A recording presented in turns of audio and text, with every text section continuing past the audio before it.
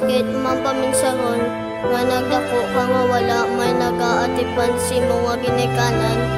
Pero gikaya mong kabuhi, bisan wala nang ginahando mo nga pamilya. Gani kung sino ka man nga nagapamati sang kantangan hindi maguya nga magakos kang magalok si mo ginikanan. Ipabatsyag ang pagpalangga, samtang nga pa sila kag makita mo pa sa imo nga panulukan. Kamusta? Ako subong ang nagakahidlaw na sa pinalangga ko nga mama kag sa akon utod, sa akon nga dading nga yara subong sa bakulod. Ang kalipay sa pamilya tanga ako bilangan na anon sa pagbaka sang luha ko dayon akong pagsunggod. Ang suga kag haligi sa balay tayong ubasang lingo, gani ang kalipay tas ang una na baluan na sang libog. Ano balang rason pamangkot sa kaugalingon, pero kung ano man ina sino man sinilwa may sala. Gusto ko mapalan nyo nga kamo ang akong palangga, gani adlaw-adlaw ginaampo ko sa Ginoo nga tani pila ka adlaw ang pamilya talot makompleto. Mama, daddy kag akil palangga tagit kamo, ginhimo ko ni nga kanta para gid ni sa inyo.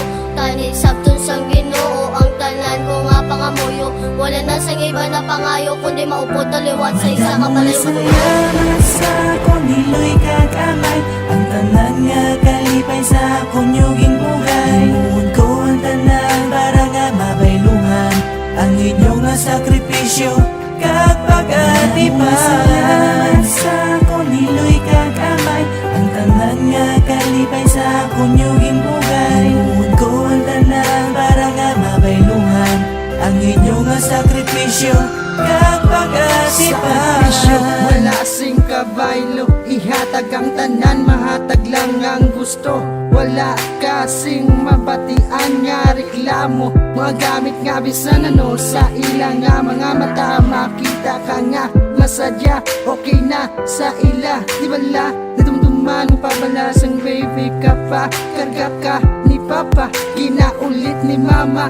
Tama gidya kasadya, bisan damo problema. Pagpalangga sa amon di madula, kasubo lang paminsaron nga hindi na mabalik. Isa na lang inikahandumanan na lang sang amon pamilya, bisan hindi na mabalik pa ang kasadyan namon sang una. Himuon ko na lang sa akong bago nga pamilya, himuon kong tanan malapawan pa ang kalipay nga inagyan sa ako bata pa.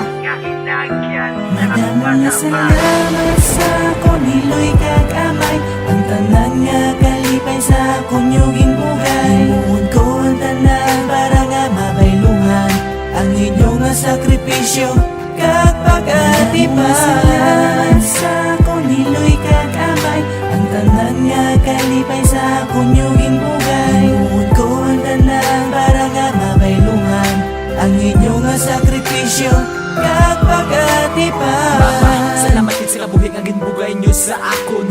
Kamo ang rason nga nakamuklat ang akon nga kaugalingon sa sini nga kalibutan. Sa pagpalanggat nyo nga di matupungan ang kabuhi ko nga ni utang ko sa inyo nga di ko mabayaran. Gani gusto ko ipalabot sa inyo ang akon nga pagpalangga, paagi sa sini nga kanta bago pa kamo sa akon madula. Kung wala nang tani kamatayan kag puro na lang kalipayan, nga astasan o makaupo ta kamo sa sini nga kalibutan. Pero balaan ko nga hindi naman ako kay amo ni ang aton nga kapalaran, bisan pa nga masubo amo ni ang aton nga padulungan. Gani samtang ari pa kamo subong diri sa akon nga luyo, himuon ko ang tanan mapalipay talang kamo. Salamat sa mga laygay, sorry lang kung kisa ako ang nagapasaway, pero bisan amo pasinawan lagid kamo sa akon nagbigay. Ginhatag nito lang sa akong pag-intindi kag pagpasensya, gani sa akon nga mga sala ako ang nagakakonsensya.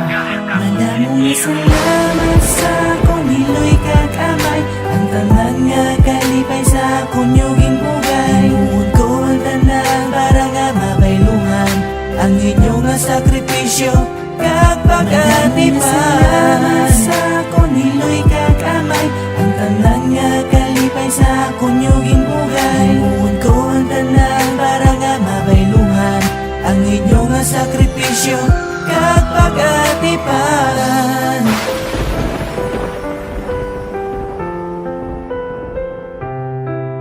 Himuon ko ang tanan para mabayluhan ang inyong sakripisyo kapag ati